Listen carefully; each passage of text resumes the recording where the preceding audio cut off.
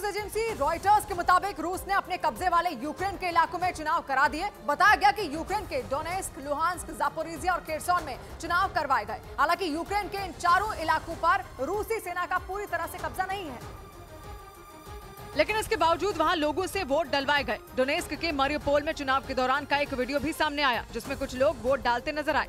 बारी बारी से लोगों ने मतदान किया। यूक्रेन जंग शुरू होने के कुछ वक्त बाद रूस ने यूक्रेन के डोनेस्क, लुहांस्क, जापोरिजिया और खेरसोन के ज्यादातर हिस्सों पर कब्जे का दावा किया था। हालांकि पुतिन की फौज पूरी तरह इन चारों इलाकों पर कब्जा नहीं कर पाई। पश्चिमी मीडिया के मुताबिक जेलेंस्की की सेना ने रूस के कब्जे से कई हिस्सों को आजाद भी करवाया, लेकिन अब जब यहाँ चुनाव कराए जाने की बात सामने आई तो यूक्रेन के भी होश उड़ गए। उधर ब्लूमबर्ग की एक रिपोर्ट में दावा किया गया कि वैगनर ग्रुप के चीफ येवगेनी प्रिगोजिन की मौत के बाद पश्चिम एशिया और अफ्रीका में बैठे वैगनर ग्रुप पर पुतिन ने नजरें गड़ा दी। कुछ दिनों पहले ही वैगनर ग्रुप के मुखिया येवगेनी प्रिगोजिन की रूस में एक विमान दुर्घटना में मौत हुई थी, जिसके बाद ये कयास लगाए जा रहे थे कि उनके बाद शायद पुतिन ही वैगनर ग्रुप को कंट्रोल करेंगे।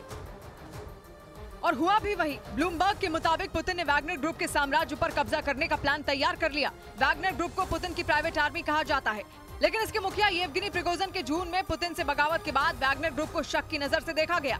लेकिन बगावत के ठीक 2 महीने बाद अब जब प्रिगोजिन की मौत हो चुकी है तो दावा किया गया कि पुतिन इस ग्रुप पर पूरा नियंत्रण चाहते हैं। बताया गया कि इसीलिए पश्चिम एशिया और अफ्रीका में बैठे वैगनर ग्रुप पर पुतिन ने नजर गड़ा दी, ताकि जल्द से जल्द वैगनर ग्रुप के लड़ाकों को पूरी तरह अपने पाले में लाया जा सके। इस बीच न्यूज एजेंसी रॉयटर्स के मुताबिक रूस के राष्ट्रपति पुतिन और तुर्की के राष्ट्रपति एर्दोआन की मुलाकात से पहले संयुक्त राष्ट्र ने ग्रेन डील पर रूस को एक प्रस्ताव भेज दिया, जिसका मकसद किसी भी सूरत में रूस को काला सागर में अनाज समझौते पर लौटने के लिए तैयार करना बताया गया।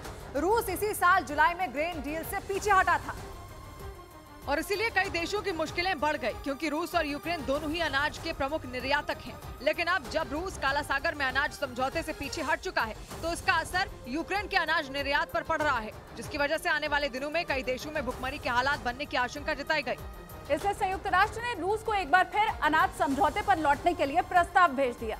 खबर के मुताबिक जल्द ही रूस के राष्ट्रपति पुतिन और तुर्की के राष्ट्रपति रेजिप ताइप एर्दोआन की मुलाकात होगी। पिछली बार तुर्की के प्रयास से ही रूस ग्रेन डील को तैयार हुआ था, इसलिए ये उम्मीद की गई कि शायद दोनों की मुलाकात के बाद रूस काला सागर में अनाज समझौते पर लौट आए।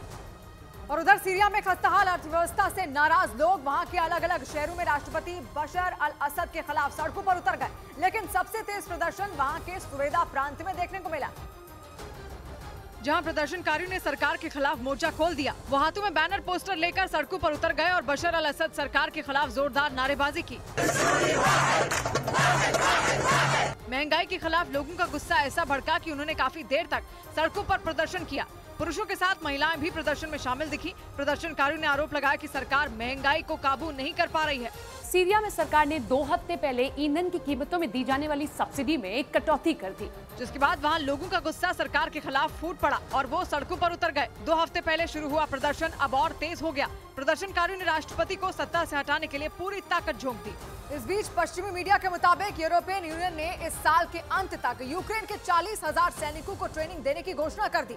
27 देशों का संगठन ईयू यानी यूरोपियन यूनियन जंग की शुरुआत से ही रूस के खिलाफ यूक्रेन की मदद करता आया है, जिसमें यूक्रेन के सैनिकों को यूरोपियन यूनियन की तरफ से जंग की ट्रेनिंग भी दी जाती है। यूरोपियन यूनियन ने पिछले साल नवंबर महीने में यूक्रेन के 15,000 सैनिकों को ट्रेनिंग देने के साथ ही इस मिशन की शुरुआत की थी। 3 महीने बाद उस लक्ष्य को बढ़ाकर 30,000 कर दिया गया। लेकिन यूरोपियन यूनियन के foreign policy chief Joseph Boral के मुताबिक अब इस साल के अंत तक यूक्रेन के 40,000 सैनिकों को जंग के लिए तैयार किया जाएगा। दावा किया गया कि यूरोपियन यूनियन अपने इस मिशन के तहत यूक्रेन के करीब 25,000 सैनिकों को ट्रेनिंग दे चुका है, जो जंग में रूस की फौज पर कहर बनकर टूट रहे हैं।